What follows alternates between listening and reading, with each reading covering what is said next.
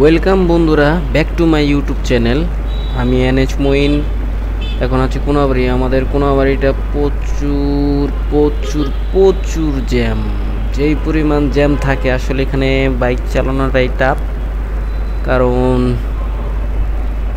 দেখা যায় এখান থেকে একটু কাশিমপুর যেতে হলে রাস্তাটা ওভারটেকিং করে যখন যাওয়া হয়, এত অটো আর গাড়ির কারণে এরকম পরিমাণ জ্যাম থাকে যা মনে করেন খুবই বিরক্তকর। তো সবাই কেমন আছেন? আশা করি ভালো আছেন। যারা যারা আমার ভিডিওটা দেখেন অবশ্যই একটি লাইক, কমেন্ট এবং শেয়ার দিয়ে পাশে থাকবেন। আমি জানি আপনারা আমাকে ভালোবাসবেন, ইনশাআল্লাহ আমিও আপনাদের সাপোর্টের অপেক্ষায় থাকব। এখন যাব হচ্ছে একটু খারিজ অফিসে, জমির একটু খাজনা খারিজের প্রয়োজন, সেহেতু আমি আজকে একটু খারিজ অফিসে যাচ্ছি। তো বাসা থেকে বেরোর সময় চাচ্ছিলাম না ভিডিও করতে, তো এখানে আসার পর খুব বিরক্তর কারণে একটু ভিডিও বানিয়ে নিই, সময় যেহেতু আছে। এখন ঢুকবো হচ্ছে কাশিমপুর রোডে। দেখেন কীভাবে মানে এরা যে একটা মানে গাড়ি এরা পারলে যদি পারতো তাহলে মনে করেন যে রাস্তা পুরোটাই এরা নিয়ে নিত। হ্যাঁ, দেখেন রাস্তার বাম পাশে বসে আছে সিরিয়াল ধরে 2 লাইন 3 লাইন, মানে কোনো গাড়ি এদের কারণে যাইতে পারবো না। দেশে এই একটা আইন সবচেয়ে খারাপ, মানে কোনো রাস্তার মোচরে এরা যেভাবে থাকে এটা আসলে মোটেও মানা যায় না।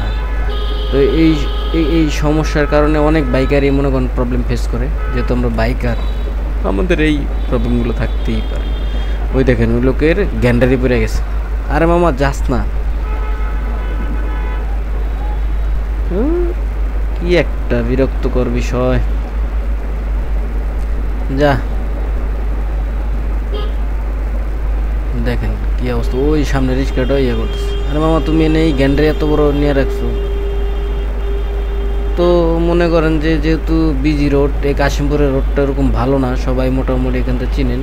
এই রোডের কারণে অনেক মানুষের অনেক দুর্দশা, অনেক অ্যাক্সিডেন্ট করে, অটো উল্টা যায়, এটা সেটা নানা সমস্যা। আমাদের রোডটাও ছিল মোটামুটি, এখন আমাদের আমবাগের রোডটা মোটামুটি ভালো হয়ে গেছে, চলাফেরা করার মতো মোটামুটি উপযুক্ত। দেখতে দেখতে চলে আসলাম আমাদের খারিজ অফিস। খারিজ অফিস হচ্ছে এটা হচ্ছে আপনার এই মার্কেটটার পিছনে। আর এই মার্কেটটা কম বেশি সবাই জানেন। হ্যাঁ, এই মার্কেটের পিছনে হচ্ছে খারিজ অফিস। যেহেতু এখানে থামবো তাহলে বাইকটা এখানে রেখে ভিতরে চলে যাবো। তো সবাই ভালো থাকবেন।